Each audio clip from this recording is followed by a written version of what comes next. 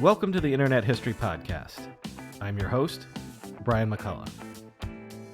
If you know the Napster story at all, then you know about the Seans, Sean Fanning and Sean Parker. But in my opinion, and in the opinion of a lot of other people, a name that you should be just as familiar with is Jordan Ritter. Napster was an incredible phenomenon, reaching tens of millions of users at its height. And though Jordan Ritter didn't invent Napster, he was very much responsible for scaling it and ensuring that it turned into the phenomenon that it became. So in today's episode, Jordan recounts the entire Napster story, from its gestation in the woooo hacker collective, which, by the way, people talk a lot about the PayPal mafia, but an argument can be made for a woooo mafia. That might be a different episode. All the way through Napster's legal descent into oblivion and the implications for the recording industry, music industry, etc. You guys might know Jordan better as the co-founder of Cloudmark and Servio, and at the end of this episode, he talks about the big problems that he's working to solve today with his current startup. So please enjoy this conversation with Jordan Ritter. Jordan Ritter, thanks for coming on the Internet History Podcast. Thanks. Great to be here with you. So let's get a couple of geek bona fides out of the way. What was your first computer? Either your own personal computer or your family's first computer? Yeah, my dad, I think, gave me an XT when I was a wee one. An old PC XT, for those that don't know, is one of the first desktop computers. But I wouldn't call that my computer.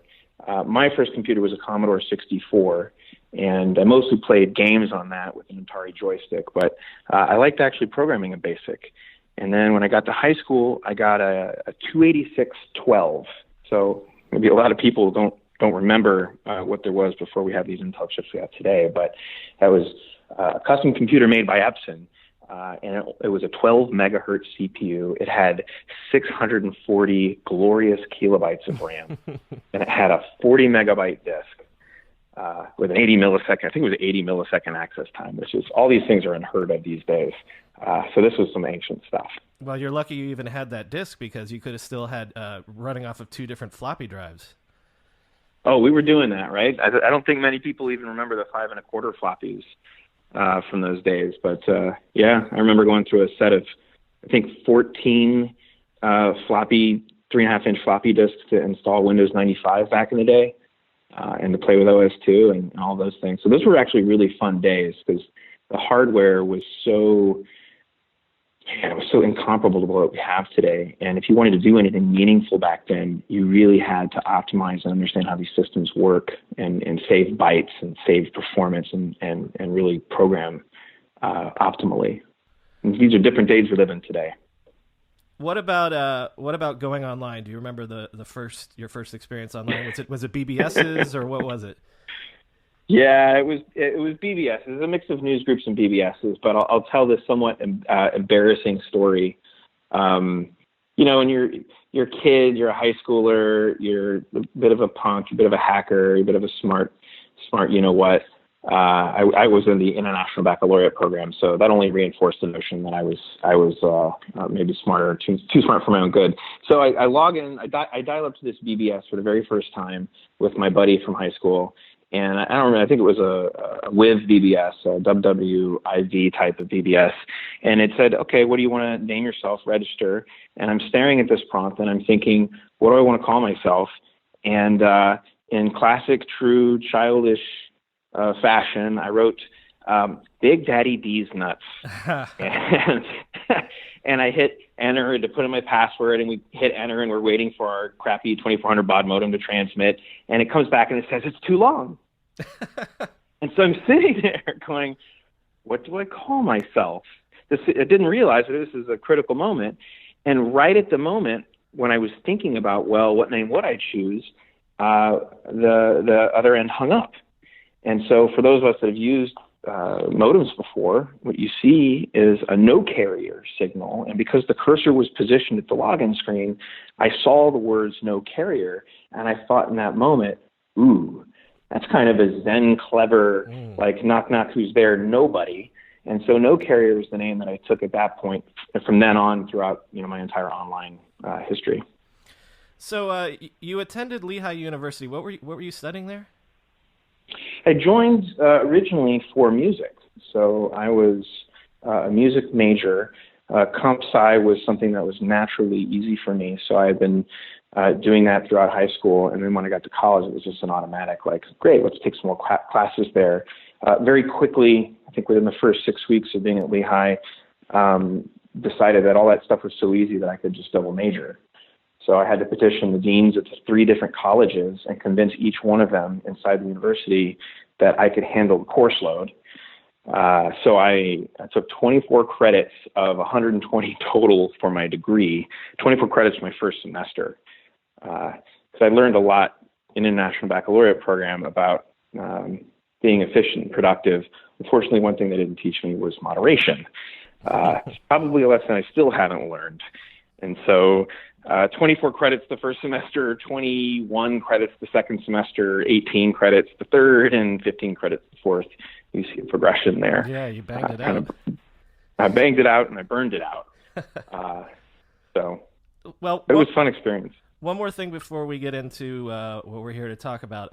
Before Napster and all that, you were already employed at a place called BindView Development. What were you doing? What was your first job there? The original job was Netect.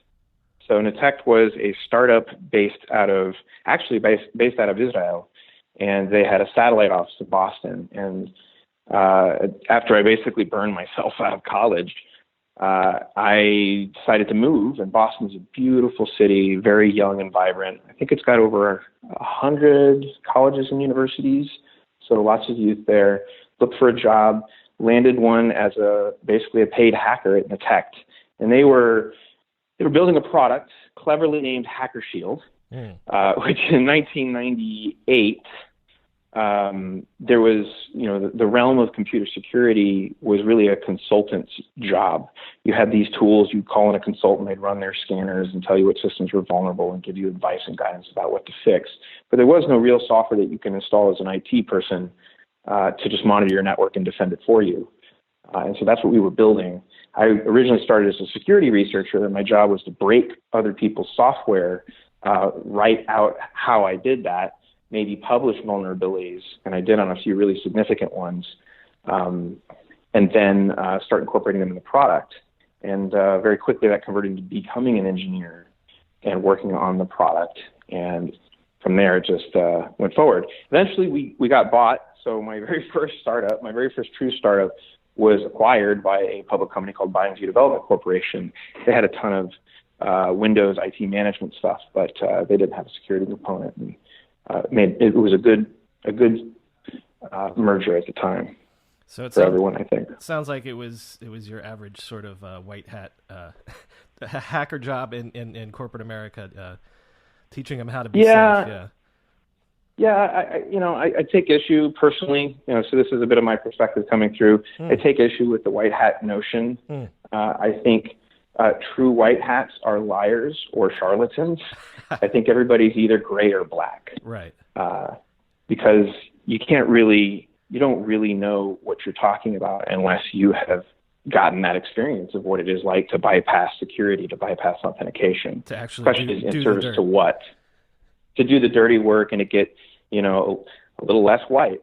But, what defined us and the group the underground group I was a part of, really separately from a lot of others, was really just a curiosity and interest in how things worked and how to make them better. versus a lot of others, where individuals on the internet back in those days were basically nation states of one, and they would do whatever they wanted to do, usually for stupid or silly or maybe criminal reasons. We were more oriented around wanting to understand how things worked. Well, that's a perfect seg into getting you to tell us about woooo. Brian here, jumping in real quickly. At this point, we had to change phone connections. I don't know what's happening with Skype or whatever recently. People have complained about that, but listen, I can't get everybody in person, and so a lot of times we have to deal with what we have to deal with. So we switched Jordan's phone, and the interview continues now. So I was out in Boston, working as a paid hacker by day. I had actually gotten an opportunity to work as a bouncer for my favorite bar, the Northeast Brewing Company, as well as getting to teach a class at Harvard. It was Pearl class.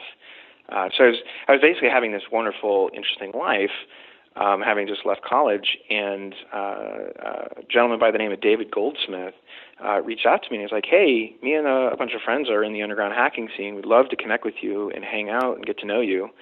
You might be interested." And I thought, like, wow, this is really interesting. Someone has reached out of the ether and might know me, and these might be cool people. And back then, I think it's a bit different today. Back then, they really were social communities. A lot of us were what you would more traditionally characterize as misfits. And that in and of itself was the social community that one of the dimensions in which we all connected, being these geeky, nerdy, misfit-style people. I show up and I start meeting these folks. The first thing I ever did was I went to a 2600 meeting, which is where a lot of these guys would a lot of these very well-known guys would bump elbows with folks who were just starting to get interested. And 2600 isn't really an official thing, I think, at this point anymore. But back then it was sort of a hacker club without all the negative connotations of what we think of as hackers today. And then we would, this was the fun part, we would all get up and leave the 2600 meeting, which had a lot of young people in it, and go to a 2621 meeting. And the thing about that was we would take basically all the adults, all the people who had experience and wanted to have a different level of conversation, and go into a bar. And then the other folks couldn't join us. And those were actually the funnest ones because we had a bunch of these different experiences. We'd all get together and have dinner, and we would all bring an exploit. And the game was a 0-day exploit that no one had ever seen before, and then the group would vote on who had the best, and they would get their dinner paid for by the rest of the group. So it was kind of fun, and it turns out that these guys were the Loft guys, the L0 PhD guys, and some of the New Hack City people, and that was part of Dave G's group, and the CDC guys. And I still know all of them. We're all great friends still to this day. But it really was sort of this both online and offline community of geeky, nerdy people. It's been popularized in a lot of different movies, but that movie like Hackers with Angelina Jolie in it, a lot of those things actually happened. Parties like that actually happened. A lot of people don't know that. All that stuff was largely real, even though it looked like it wasn't. And then, so then that evolves into woooo, like that's where you hang out online then? Yeah, so a lot of this, back in those days, most online community was on IRC or Internet Relay Chat. Right. I was working at Detect, later BindView, after they bought us, and we had formed our own social community called woooo, and we chose that name just sort of out of capriciousness, to not take ourselves seriously, but we turned out to be the largest online security group in the world at the time. We were about 60 some odd people, and we only had a couple rules, and this is what kept us honest, and I think actually what led to us a lot of us being successful. We didn't really realize it at the time, but values and culture were really important, and we had these rules. You could invite anyone into the group, but anyone could kick anyone out of the group. And so the effect of that, without having to say what our values were, was we could introduce people to others, but if someone was uncomfortable, they would select out for effectively what were values. Like, I don't trust this person, I don't believe this person, I think they're doing something that's going to get us all in trouble, like things like that. And we self-organized into, as I said, this long-standing group of people, many of whom have become successful. So out of woooo, I did stuff. Sean Fanning was in woooo. That's where I met him. Matthew Conover, who went on to start a number of different companies and recently sold his last one to Symantec. Doug Song, who did Arbor Networks and is now doing Duo Security. Jan, who did WhatsApp, now bought by Facebook. All these people were woooo people. And there's a bunch of other examples of entrepreneurs that came out of this. And I think it was unique to us because of this cultural piece about what we were about and what was important versus not. Just real quickly, one note on that. I have to imagine, I don't want to put words in your mouth, but were you guys dreaming of creating companies, of being entrepreneurs at that point, or were you guys just, this was your hobby and you were just having fun? There wasn't really a shtick about being an entrepreneur back then. Mm-hmm. The internet was still the Wild West. It was the mid to late 90s. To put it into perspective, people were still dialing up with modems. Windows 95 was all the rage, but there were people on Windows 3.11. There weren't that many. Linux was at 0.99, had nowhere near the penetration and proliferation that it's enjoyed up to now.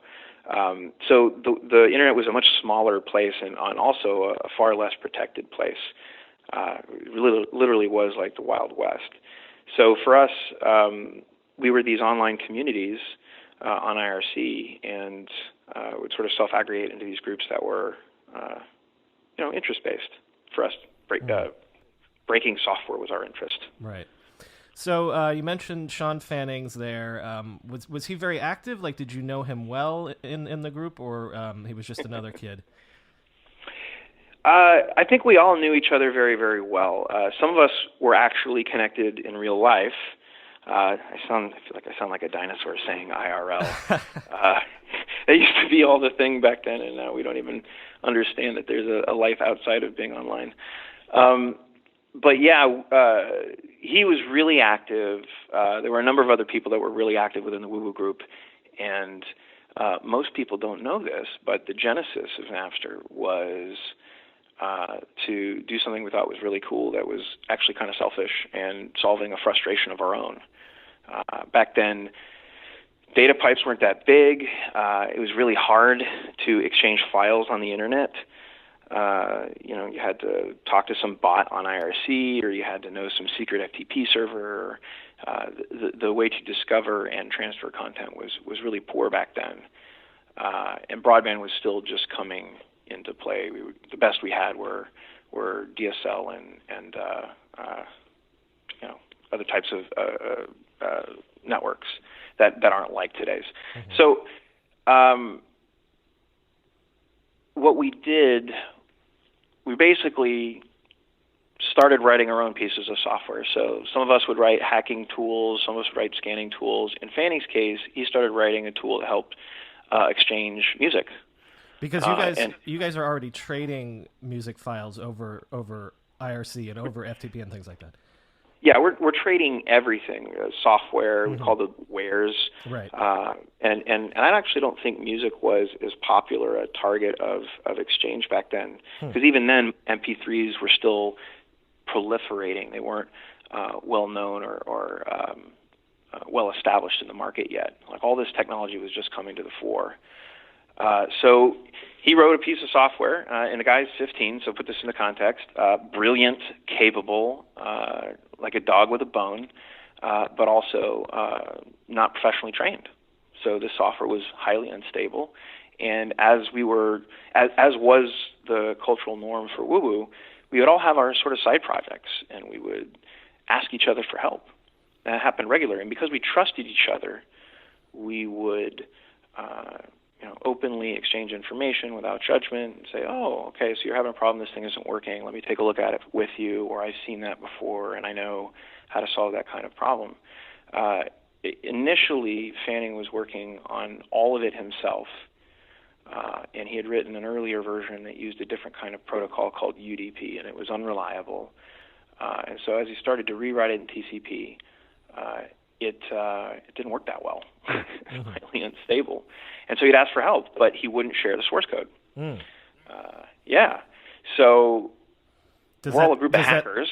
Right. Does that sort of like make it more interesting to you? It totally made it more interesting. Exactly. Like I don't know what he expected, but he's talking to a bunch of people who are, one, on his side, and two, we're a bunch of hackers. And so a couple of us started to deconstruct the protocol because there was no protocol spec. A couple of us started to explore the back end and, send it a packet that did this and see what happens, and a packet that does that and see what happens. And like, oh, we've got some buffer overruns here, or clients are doing these weird things. And so we started helping him regardless.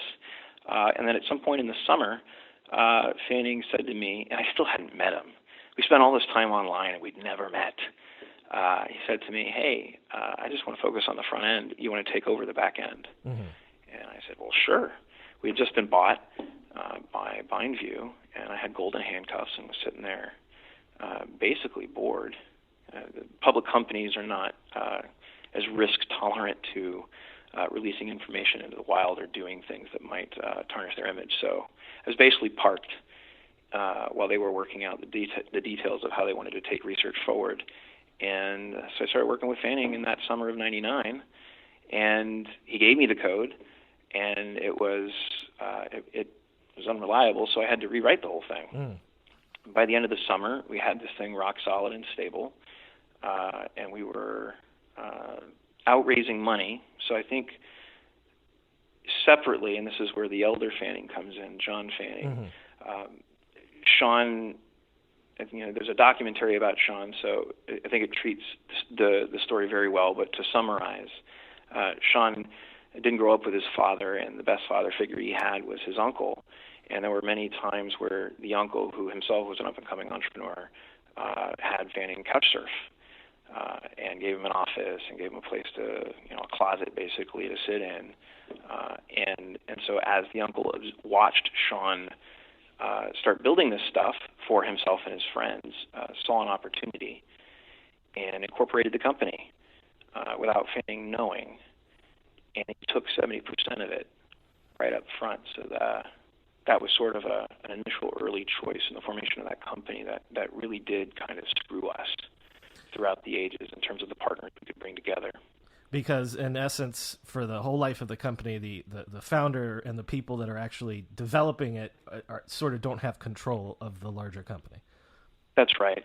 And you have to keep in mind, we put engineers on a pedestal today, but that didn't actually happen until about 2000 or 2001. So to put it into context, we were still resources in a machine, and there had never been anything like Napster before. There was nothing that took off like a rocket ship like it did. So we were just on the cusp of actually being valued. But back then, still before that, we were the children who needed parents to mind us. Certainly isn't the case these days.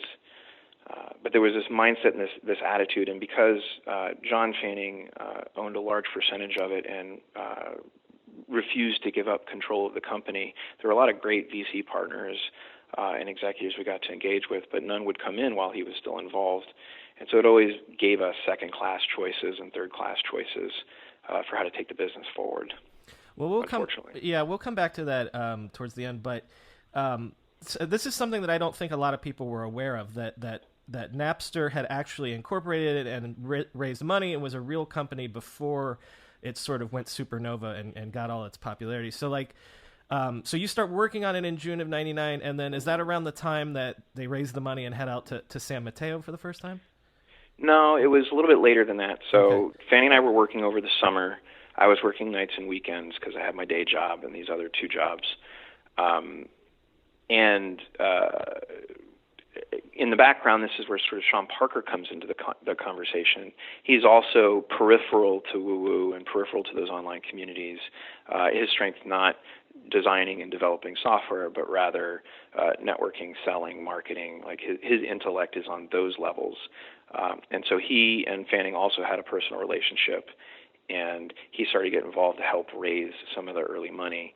It was at the end of that summer we raised $250,000 from Yossi Amram, who was at the time CEO of Valicert, and he wanted us all to move close by to him, and he was in the Bay Area. So it was August, September when the decision was made to move, and poof, all of a sudden an executive team appears, and then I moved in September. So you moved a few months after the Sean's move out. Yeah, I don't know if there was ever a moment where they actually moved out because we all couch surfed. Yeah. We were all sort of in a state of flux. Maybe I was the only one who had a route. But when I moved, we all lived together. So we all moved. They stopped couch surfing, and we all moved in together to the Marriott Residence Inn in San Mateo. And that was kind of a trip. So, if you could, to the best of your ability to remember, why did you want to join officially? Why did you want to jump into this startup? That's a great question. It's so easy to revise history with, after when you can look back and sort of make a story about things. But I think, to be perfectly honest, it was fun. It was exciting. The security thing, I felt like I had mastered.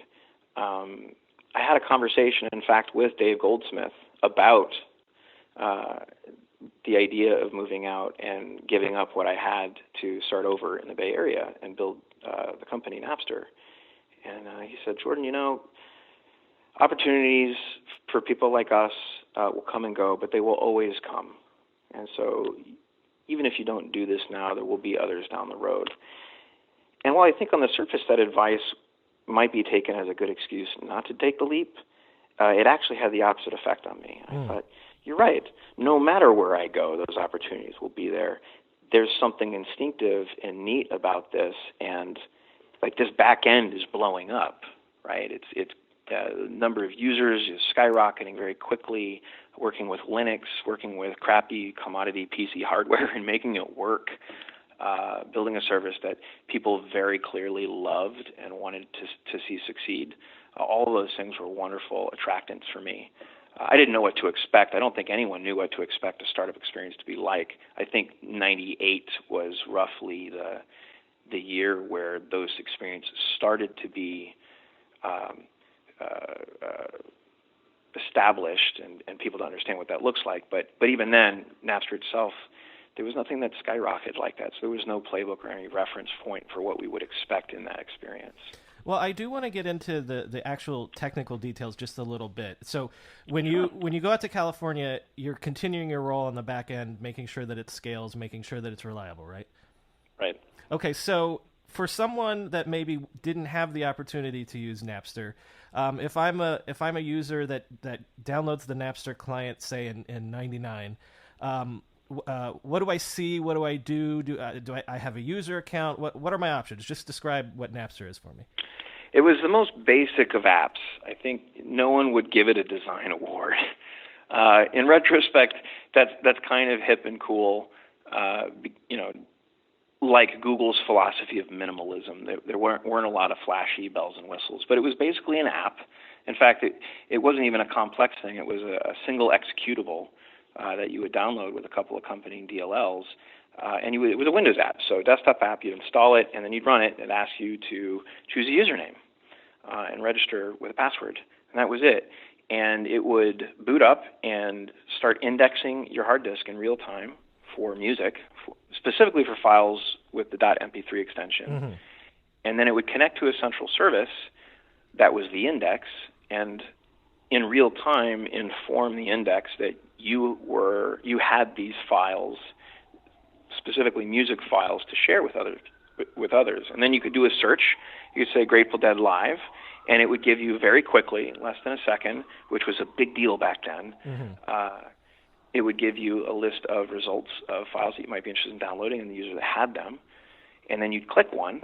So it really was this easy. Boot it, install it, register, sign in, wait a second for it to upload all of your file names.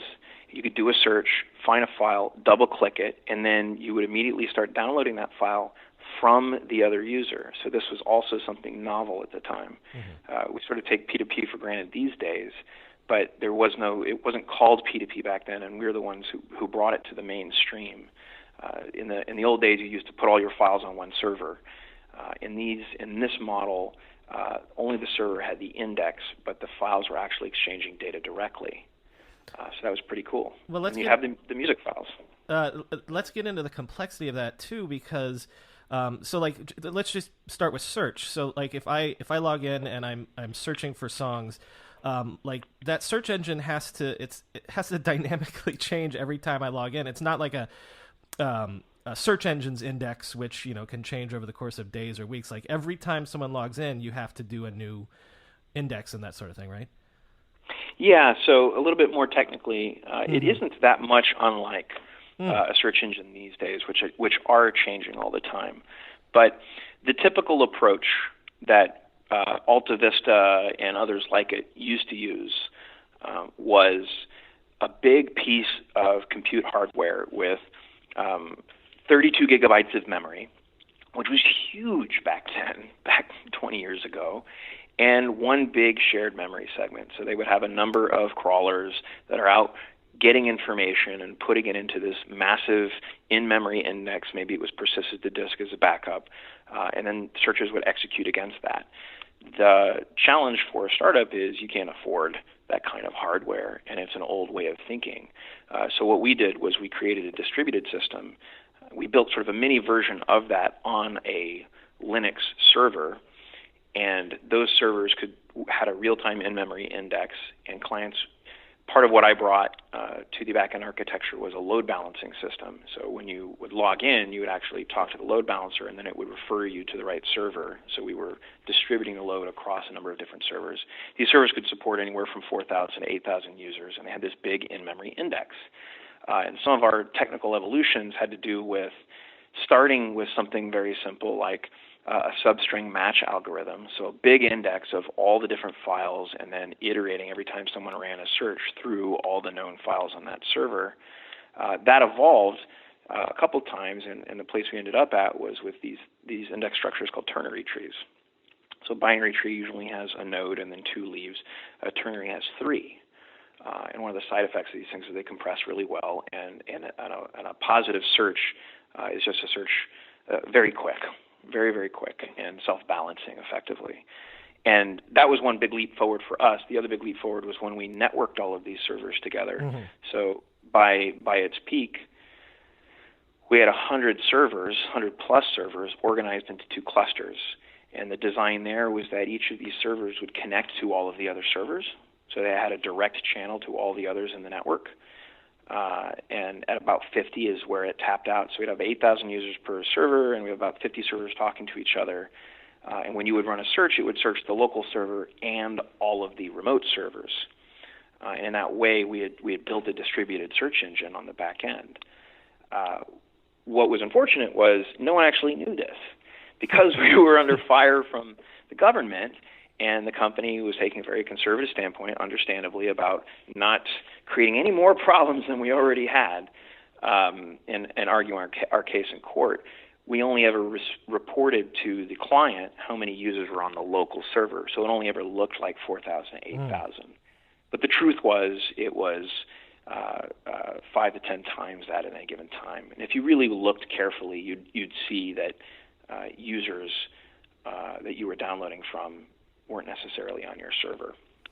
Well, that makes me think of the very basic questions about scalability and things like that. Like, I guess, massive multiplayer video gaming is sort of around at this point already, but were there any other templates or models that you guys were drawing from to be able to create something that would scale to that level, or are you making it up as you go? We spitballed the whole thing. I think, which is the glorious and fun part of it if you're a geeky nerd like me. We did love and adore Dr. Dobbs' journal, and in fact, that's where a couple of the indexing innovations came from. The ternary tree in particular, there was a review of that algorithm and a couple example implementations of it. We wrote our own, but we would learn about CS ideas from sources like that. But like I said, Google wasn't really well known back then. Right. They hadn't popularized it all, hit the mainstream at all. They were definitely taking market, but we would run into them from time to time, and they would be curious and interested about how we built our back-end architecture. And lo and behold, It's a big thesis behind how they build their architectures, right? Using commodity PC hardware and distributed systems. That was the wave of the future back in a day when we all thought of back-end systems as monolithic. And one more thing that I think doesn't get a lot of credit about the Napster client were the features that we would call social at this point, where you can chat to each other. You have a login. You sort of develop an identity with your Napster login. Go ahead and describe some of those things. Yeah, so that's a good point to bring that up. That was the other half of Napster, and I think also why it was successful over more traditional just data transfer tools. We were coming from IRC. Right, so to put it into context, we wanted to exchange files on IRC, but exchanging files on IRC sucked. So at a meta level, what we built was our own IRC built around the exchange of music. And so you could create channels. It had a lot of the same commands. There was a lot of parity between what you could do on IRC and what you could do on the Napster system. The interface, the chat interface looked a lot like IRC does. Everybody's in a channel, everybody's talking, people had privileges, some people didn't. An entire social system arose around that. We call them the moderator community. I also managed them because I managed the back end and I gave them special privileges. So it was this really interesting dynamic. Again, there was no Facebook back then. There wasn't even a Friendster. There was a MySpace.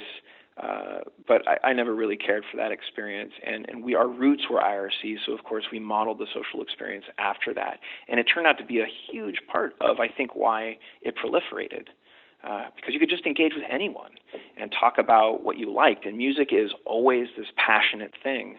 I don't think I've ever met anyone who says, I hate music. They might say, I hate country music, or I hate rock music, or I hate these things, but there's always a common ground there to bond and connect on. And Napster gave them that around this experience of exchanging music. So in California, in let's say it's 99, what is Sean Fanning's role? He's still doing the front end, and he's still doing a heck of a lot of the coding of the front end, right? Yeah, so he basically, with support from John Bedanza and one or two others, handled the front end. I led the back end. My right-hand guy, Ali Idar, who is a friend who knew Fanning before I knew him around their chess-related stuff, right? Because they were working on an online chess system. We were all sort of the original server team. There was another Jordan also. He came in a little bit later, Jordan Mendelson. So the office was basically Sean working on the client in one room, and then next door, myself and Ollie and Jordan all working on the back end. And it was this crazy experience. All of a sudden we have 50,000 users, all of a sudden we have 100, and then we have 1 million, and the concurrency numbers are hitting thresholds and limits, and we're doing kernel debugging to figure out why these boxes can't handle more, and we're sleeping underneath our desks. Literally because we didn't want to stop until it was 2 a.m. and there really was no point in going home because we come back at 7. So we literally have pillows underneath our desks and this little crappy Union Bank of California building in downtown San Mateo. Still there, probably still crappy at the top floor, but killer view of the planes coming into SFO. It's this crazy experience. It was for me one of the things that really enforced, and I didn't articulate it this way at the time, but for me it really enforced the power of what we now think of as the 10x engineer and the value of a highly connected culture as a force multiplier. So there are all these different kinds of teams of people who are good at particular things, but collectively as a group, you might not qualify them as great because they don't like being around each other, or their interpersonal energy is not that strong or great. For me, that centers around values. Again, it's the thing I thought that made woooo successful, and pretty much accidentally the thing that I think made Napster successful, because by its height, there were only 6 people legitimately developing code and committing and pushing and managing. So we did a lot with a very, very little.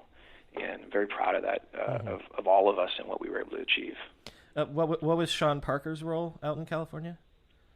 Not clear. Yeah. He got to. He didn't write a line of code, so I'll just put that out there. He helped be the face of the company. You know, to sort of put it in perspective, Sean Fanning was an introvert like me, and we were hackers, and we were happiest when we were off in a corner just hacking on things and making things work and doing stuff like that. Parker, much more suited and adaptable in front of a camera and in relationship building. And I think he had a lot of ideas as we saw this thing start to take off around the kinds of businesses that we could build around it. But as we all know, he wasn't that disciplined around sharing what those ideas were, and ultimately some of his exchanges were the things that sunk us in court when we were fighting to stay open. Before I get to the court case, what do you think the effect of fame, of all the attention had on Sean Fanning? Oh, it crushed him. It crushed him. This is, again, put it into perspective. The guy was 15 or 16 when he first started working on this thing.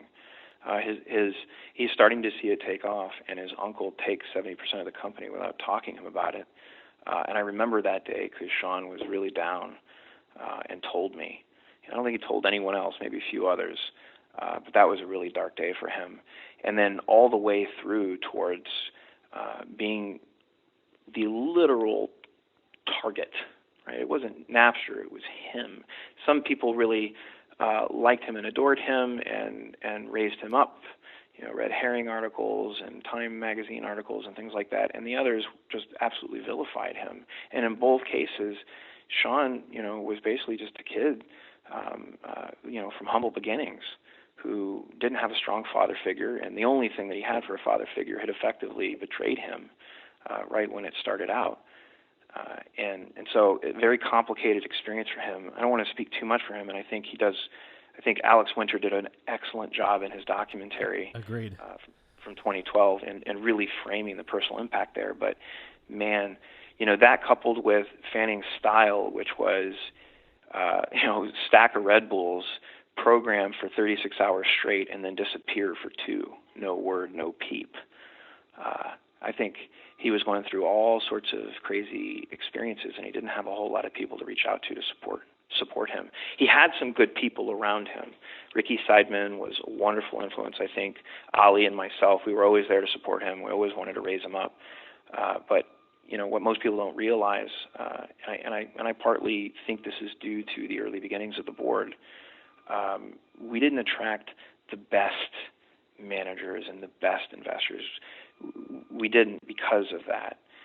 So we were always struggling and challenged by, you know, sort of these old ways of thinking about how companies should go. There wasn't a playbook for how startups go and how important engineers are to bringing disruptive technology to the fore. And there were a lot of missteps around the culture and making employees feel valued and enabled and supported, and that impeded us. I think a lot of that has to do with the fact that you might think the first rocket ship would attract all the best people, but it didn't, at least from a management and board level standpoint. And you're saying that a large part of that was just sort of the dysfunctional roots of the company and the board, but also was it the fact that the business model itself was questionable? Like, to what degree? Sure. To what degree is a Kleiner Perkins scared away not just by John Fanning but also by the potential legal troubles? I mean, there's a real question and a legitimate reason why some people passed on investing. There's risk and liability associated with it, and I think it was only this year that Hummer Windblad stuff finally got settled. I think it was this year. So it's taken a long time to unwind all of that stuff, for sure. Because the recording industry didn't just sue Napster. They sued the investors. They sued the individuals who invest in the firm. They sued the LPs of those firms. Like, they went after everybody. And as we all know, they went after users too. They got very, very sue happy. And I think disenfranchised a ton of their own market. But you're right. The legal implications were questionable. The business model definitely wasn't defined, and there certainly was nothing to reference to say, oh yeah, we'll do a freemium model, right? Well, let me jump in real quick. I know this was not your bailiwick, but if I asked you, and I am, what do you think the business model of Napster was? What would you say? we had a digital artist advantage program where we were trying to get artists to sign up and exclusively distribute their content through the Napster platform. I don't know if we were ever contemplating charging a consumer fee, but I believe our model was around revenue sharing and performance fees through distribution on the system. Mm-hmm. So in essence, just trying to become a new distribution model for music. Direct to users, bypassing these crappy CDs that are increasingly becoming burdensome, and that you'd pay $20 for a piece of plastic for one or two songs that you really liked, and it's certainly no way to discover new music, which was really what I loved about Napster, and what I think a lot of people did was it wasn't just finding the one song that you wanted to hear, but then you go look at a user's library of music and see, oh well, if they like this, then maybe they'll like other stuff I've never seen before. I'll try, one click and you can play it. We sort of take this experience for granted now in the iTunes experience, where you can go visit any artist's page, see their albums, see a song, and get a little 30-second preview. But we were able to do that back in 1999. And that was a very profound experience, especially for all the people who were just coming online for the first time then. So this is a difficult question for the reasons that we said about, retrospect and hindsight and all that stuff. But to the best of your recollection, at the time when the lawsuits come in from the record industry, at the time, did you feel like you'd be able to beat them? Yeah, I think we did. I think internally we all saw the safe harbor part of the DMCA as, pretty obvious. And certainly our lawyers, David Bowie's at the time, was a very well-known lawyer and had been successful in his career, felt like he could argue the case. I go back to saying, you really, first of all, again, there's nothing like an experience like this, so no one knows what it's supposed to look like. Second of all, a liability risk around an untested thing in court at a scale that's never been tested before.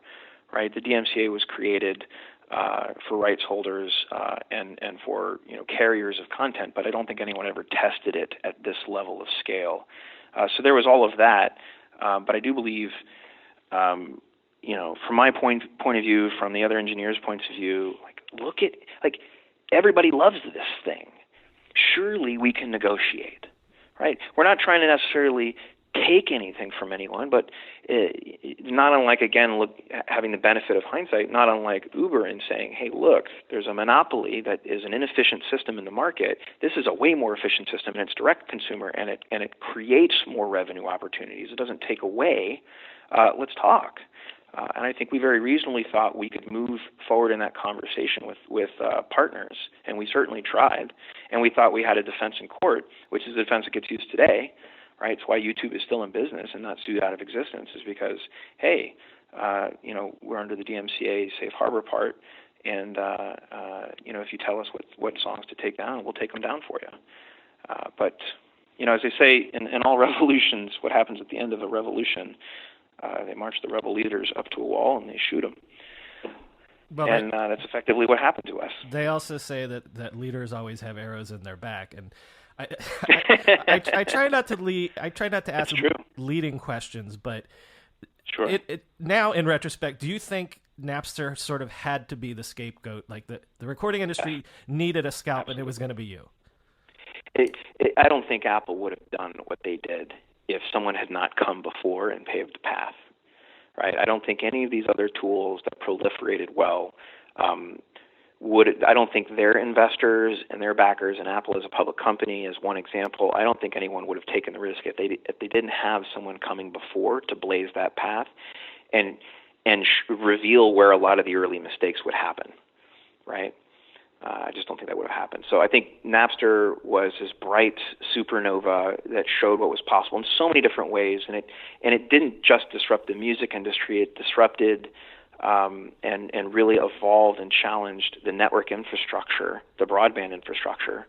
So we were really popular at universities at first because everybody had broadband, but the majority of consumers were on dial-up modems, 56K modems back then. And one of the cool things we got to work on, as a little aside, was even universities struggled with the data transfer issues that the P2P system was creating. they created a second internet called Internet 2. The name of the project was the Abilene Project, and it was a different set of backbones that were higher bandwidth that were largely just through universities as a test case that weren't used for many commercial purposes. And we worked with them, say, when a client connects from a known network address inside of the Abilene Project, route them to these servers so that the data transfer happens more efficiently. So we changed all these different things, and we blazed the path. And, again, in every place that we disrupted, there were people who loved what we were doing, and there were people who hated what we were doing. And in order to disrupt things, especially when you're first up, generally you're going to take the most damage and have arrows in your back, and sometimes it's going to take you down. And that Napster was the textbook example of that. So you had this huge role, basically, as the chief architect. You're basically keeping the lights on. You're scaling the system to 20, 25 million users, but you weren't the public face. Like, you didn't get the public credit. Was that your choice at the time? It was two. It was two different choices. The most straightforward, direct answer is that the CEO had a conversation with the marketing group, and they decided that the public would be a lot more receptive to this notion of two young 17-year-olds blazing a path for the greatest internet startup of all time than two 17-year-olds and a somewhat older, wiser 20-year-old. So that was the reasoning on that. On my side of things, like, just to put it into perspective, we were successful. We were doing great things. I had all these wonderful experiences, but I was 20, and my dad was dead too. And I didn't have. I had even less good advice from folks than Fanning did by that point. And I had imposter syndrome, and I also probably had a little bit of a psychological thing going on for myself. One hand, I enjoyed being the guy behind the curtain and supporting Fanning and trying to help him because the man deserved it and he needed it, and we were all basically family. And the other part of it was I kind of had a chip on my shoulder about self-aggrandizing people, and that influenced me choosing not to stand up for myself or fight for that or ask for it. And in retrospect, I think that was probably a mistake, and not because I needed to self-aggrandize myself, but because, we all see how history has been written now and frankly rewritten. But I don't know. I had a chip on my shoulder against people who got up and said how great they were, because here we were actually great, doing crazy things that no one had ever done before, and we didn't, there was sort of an ego boost to being able to say, we don't have to get out there and say how great we were. We're not like those jerks. And the other part of it was it just felt like I wasn't valued, and it didn't feel like, I know this is true not just for myself, but for a lot of people on the engineering team. If your name wasn't Sean Fanning, then the management team thought of you as a resource. They didn't think of you as someone involved. And that's I think where the circumstances played well to Parker, because Parker was the public face and was anchoring. And if you go back and you look at a lot of the material, Parker would always do most of the talking because Fanning is an introvert and didn't feel like he was in his natural surroundings. Parker did, and I think he did a good job being the face of what we were. But for everyone else involved, all the early technical co-founders, including myself, the company just didn't care. And so that also influenced our own perspectives of ourselves as young and undeveloped and inexperienced as we were. Yeah, and that's such an interesting point that you make, that this is an era before engineering talent is so valued to the point that they're rock stars and you're the true stars of the company.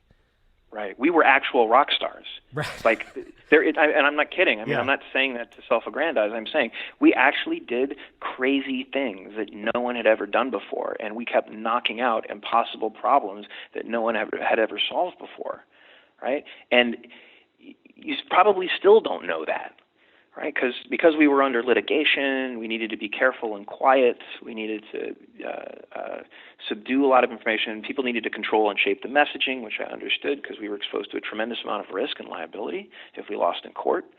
So there were all these complex, high-pressure dynamics going on. And if you're, a young punk kid, not even 21 yet, who is a hacker and who's an introvert and who loves to spend time racking the 1U boxes in our crappy above net cage down in San Jose, and rat's nest wire this thing into consumer grade Linksys switch because the Cisco 2621 couldn't handle the traffic to the uplink, couldn't figure out the full duplex thing. Like, I was that guy, and I loved to build these systems and construct these systems, and I got a lot of dopamine and a lot of satisfaction out of that.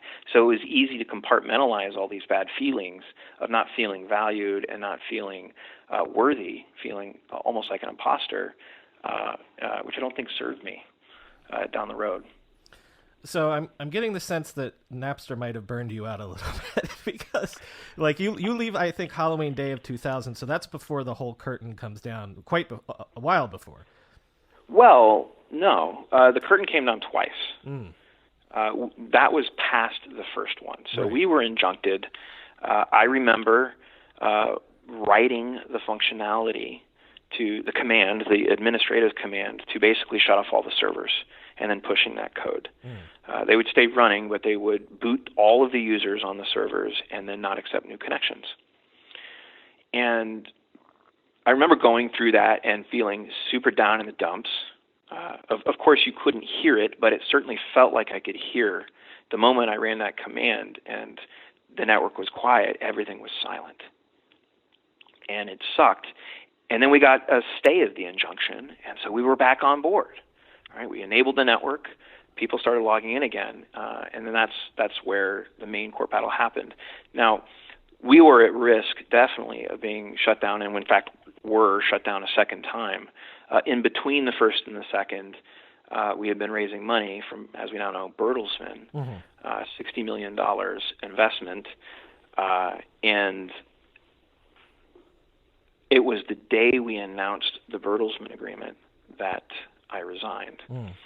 What no one knows, only a very few people know, is that I actually resigned 2 weeks before that. And so here's your internet history story. Okay. By that point, I still, so I had done everything from leading the back end to managing the moderator community to being the central security contact point. Most people these days don't remember Y2K, but if you were online and Y2K was coming up and you made a childish bomb threat, the FBI would want to know. That's for real. So I did all these different things. I developed the code. I racked the systems. I wired the systems. I wrote the operating system, automated operating system installer for a CD so that when we racked these systems, they just boot up and have the code on them. Did all this stuff. And as we evolved and grew and we moved office locations a couple times, I had, would delegate or give up a few of these responsibilities. But by that point of the Bertelsmann investment, I was still the mail admin. So I was back in the old days of Unix email systems, if an email was misaddressed, it would get bounced to the Postmaster, and the Postmaster could do something with it. Around the late 90s, this mechanism really wasn't the preferred mechanism. You'd simply bounce it back to the original sender. But when you're being sued by the federal government, if a lawyer mistypes your email address, they don't care. They think they've delivered notice to you. So we couldn't afford for anything to bounce. So I still played the role of Postmaster. And my job was to make sure all mail got to where it was. And this happened less and less frequently, so it wasn't a big deal, but that's what that was about. And one day, I think in September, John Fanning misaddressed an email to internal counsel and some people within the company. And for the first and only time in my life, I stepped outside the bounds of maintaining confidence, and I read the email because we'd been through so much.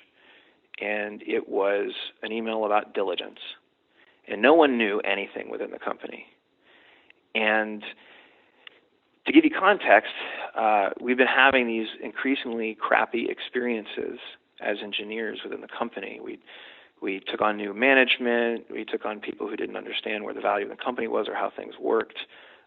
They did have good, important responsibilities elsewhere, but again, we all know Napster was nothing if not technology that worked. And we would want to do things like sit together as an engineering team, as a back-end team, and they said no. We had to sit in cubes. Like, no reason to say no, but just an increasingly crappy experience. And there were all these executives and all these handouts and perks being given to people, except the engineering team was still making between 60 and 90K a year. Which, you just put that in perspective, 60 was on the low end, 90, was a reasonable place, but we were seeing so much more money get sent out and spent on other things, and yet we were the people working nights and weekends and making this thing hum. So when I saw these diligence documents, I couldn't not read them before I passed them on. And in there, for those of you that don't know, when you're raising money and you're going through diligence, you have to disclose your liabilities. And that includes compensation packages and perks and things like that. And what it revealed was a completely different level of compensation, perks for people that a lot of us didn't even think added value to the company. Meanwhile, we were all struggling and challenged to negotiate even just basic increases in compensation and having the company bend on really simple things that make us feel valued. And so when I read all this stuff, like, that was it. My soul had been crushed a couple different ways.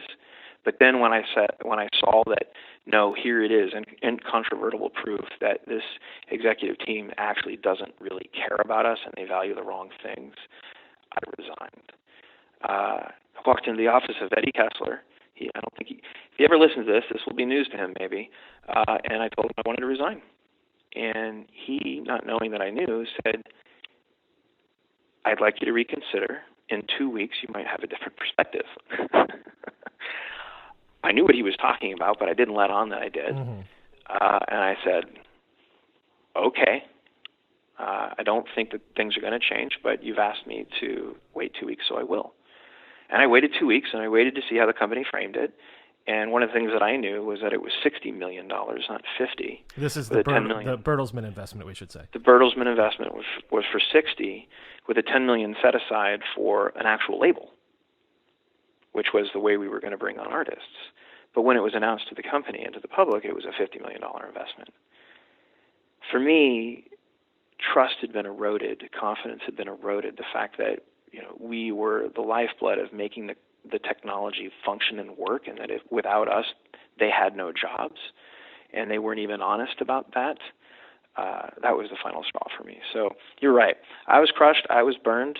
And it was time for me to go. I was the first co-founder to go, although one could argue that ongoing disappearances by other co-founders might have constituted a similar level of disengagement.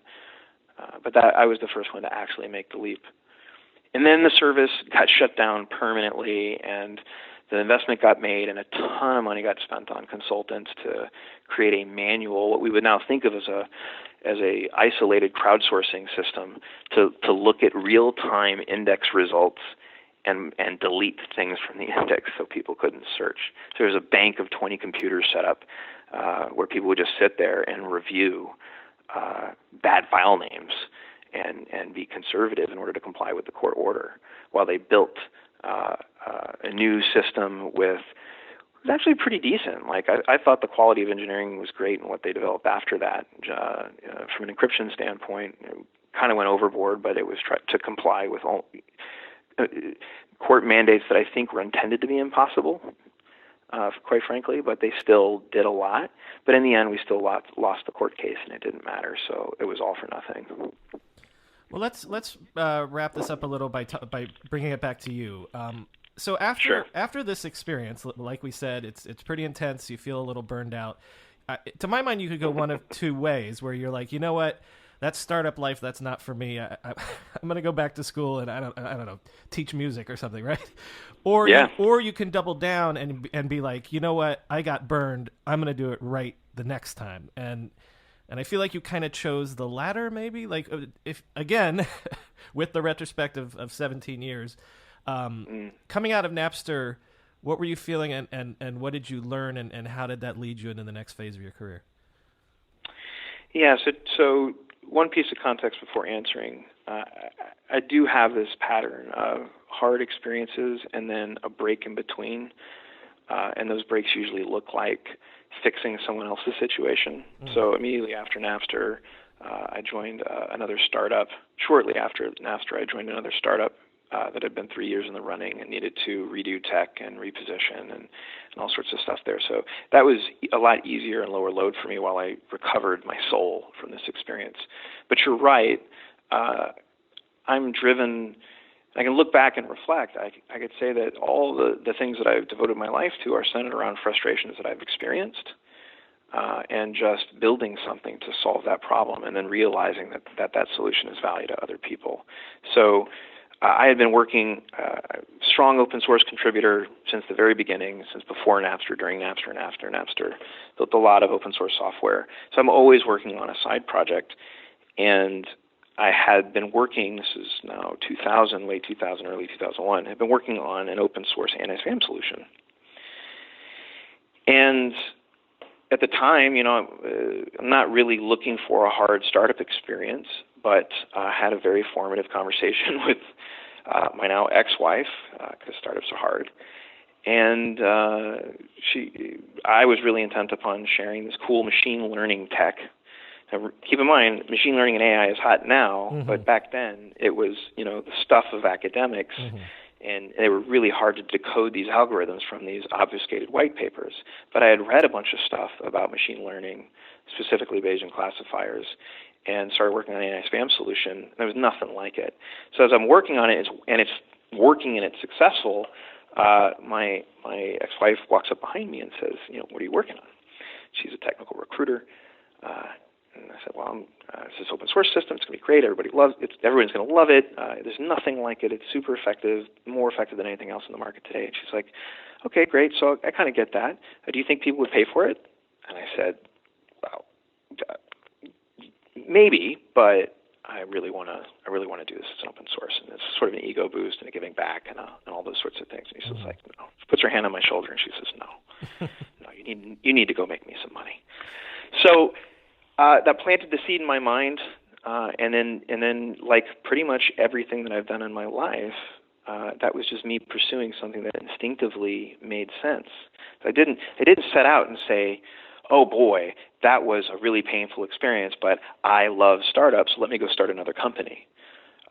It's more of these, this is what I tend to do, is have a problem that I'm solving for myself, recognize that problem has a lot of value, so the solution has a lot of value to other people, and then start building companies and businesses around those things. And that's what happened with CloudMark, and that's what happened with CloudCrowd, and that's what happened with Atlas. And right, we should point out that the spam idea that you were discussing became CloudMark. That's right. And real briefly, do you want to talk about the idea behind Servio, your experience there? Yeah, it was a unique experience for me in a lot of different ways. I would say possibly the toughest, most durable, most adaptable engineering team I ever built was at Servio. And I think part of that had to do with the difficult part of the experience, which was me and my co-founder effectively didn't share the same set of values. He had his strengths and his weaknesses, mine as well, but fundamentally he wanted to run the P&L and I wanted to build a tech payment product. And we did a great job around those latter things. And the business was successful. We had paying customers. Revenue was ramping up pretty well. But the hardest part of that experience was building a culture and a team around that culture where what I now know and I've learned repeatedly is that the true culture, the true values, the true principles everybody must abide by are the ones that the person at the top follows. It's not... however they behave, however they act, however they make choices is actually how organizations need to run, or a lot of unhappiness ensues. And that was the situation we were in, was the team we had were oriented towards my values and my ethos, and my co-founders were different, and that made for a very, very challenging experience. But out of that, I learned a couple things. The first one was the importance of understanding, being able to discover, understand, relate, and connect another person's values to your own, because startups are incredibly difficult. They're one of the most challenging experiences I've had in my life, and somehow I keep doing them. But you have better shot if you're diligent around good relationships in those high-pressure environments, the same way you would be around a person you want to marry or a person you want to be best friends with for the next 20 years. Right? The things that make all those relationships successful are identical at the base level. Do we believe in the same things? Do we not? So that was one big final reaffirmation was, don't ever start a company again with people who don't share your values, or be mindful of that, and when things shift and change, make it okay for people to part ways. And that keeps you oriented around the toughest, the most important things. The other thing I learned out of that is I don't think you can construct a great team. I think you can position the pieces and you can do a better job or a worse job of that, but it's the crucible of the hard experience that makes the great team. And in other words, to shorten it, the other insight I got was it has to be challenging. It has to be hard. If that evolutionary pressure to live, to survive is not there, if there is no intersection between adversity, scarcity, and necessity, then you don't grow, you don't evolve, you don't innovate, you don't come up with ingenious solutions. And so why do I think that team, and we endured a lot of challenge and frankly trauma. Startups are hard. This one was maybe unnecessarily hard. But why were they so great? It's because we did all share a lot of the same values and endured together, and that is what grew our bonds together. And with those strong bonds, we were able to achieve an incredible amount. Like, we built a crowdsourcing platform, start to finish, integrated with Facebook, with quality control and workflow, which are all three things that Mechanical Turk doesn't have, in 6 months, and delivered it. And a year later, we figured out our killer market. So really, really proud of that team and what they were able to accomplish with me. Such a privilege to have worked with them. It's hard to say. Maybe it sucks to hear the reason why we were great is because it was so shitty. But I would say the same thing about Napster is the reason why we achieved so much with so little was because we didn't have a choice. Right? There was no buffet bar, there was no, free back rubs or any perks like that. It was, you've got a very little bit amount of money. No one knows how to solve these problems. You got to sit down and figure them out. And it's that adversity and scarcity and necessity, with that natural selective evolutionary bias, you have to do it or you're going to be out of business and out of a job. And that's a harsh thing to say, but it is actually the thing that forms the crucible that forges greatness in people. And without it, I really don't see how you get there. I like to end by asking people what they're interested in today, like what they're passionate about. And so, obviously, if that's Atlas Informatics, we can talk about that. Or sometimes people like to answer with, the tech or ideas that interest them today. But so what really floats your boat these days? What's your passion? Yeah. So, back along the theme of having personal frustrations and then trying to solve them myself and then realizing there has value for other people and that makes a business. The thing that increasingly has been a frustration for me that actually led to Atlas is this new world of fragmentation that we live in, data fragmentation. So, back in the day, 10, 20 years ago, we used to talk about data silos of a different kind, but my data on one device didn't talk to another device, or my data, this binary file format was incompatible with this other binary file format. But at least all my data was in one place. It was on the file system. Now I have all these apps and services, everything's spread out everywhere. The average consumer's got 130 different accounts, from buying things online and email accounts and social and networking accounts and IM accounts and file sharing accounts and all of this stuff. Our stuff is spread out everywhere. And I see that's a point of frustration.